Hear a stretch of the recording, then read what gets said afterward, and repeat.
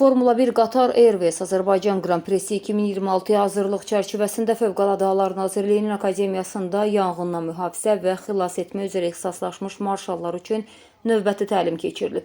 Bir xəbər medianın məlumatına görə Fövqəladə Hallar Nazirliyinin Baş Əməliyyat İdarəsi və Bakı Şəhər Halqası Əməliyyat Şirkətinin birgə təşkilatçılığı ilə keçirilən təlimin məqsədi yarış zamanı baş verə biləcəyi yanğınların qarşısının alınması, onların fəsadlarının aradan qaldırılması və xilas etmə işlərinin operativ şəkildə həyata keçirilməsi istiqamətində marşalların bilik, bacarıq və praktiki təcrübələrinin artırılmasıdır.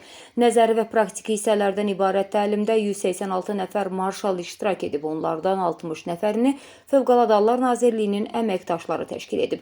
Təlim çərçivəsində iştirakçılar operativ reaksiya vermə və fövqəladə halların idarə olunması sahəsində qarşılıqlı təcrübə mübadiləsi aparıblar.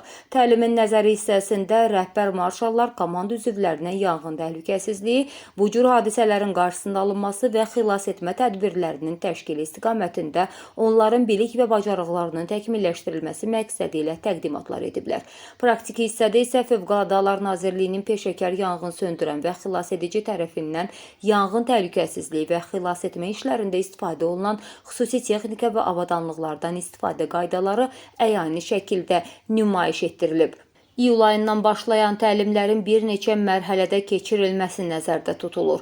Qeyd edək ki, növbəti Formula 1 Qatar Airways Azərbaycan Qran Prisi 2026-cı il 24-26 sentyabr tarixlərində Bakıda keçiriləcək. Yarış müddətində Fövqəladə Hallar Nazirliyinin 30-dan çox xüsusi texnikasının və 400-ə yaxın şəxsi heyətinin tədbirin təhlükəsizliyinin təmin olunmasına cəlb edilməsi planlaşdırılır.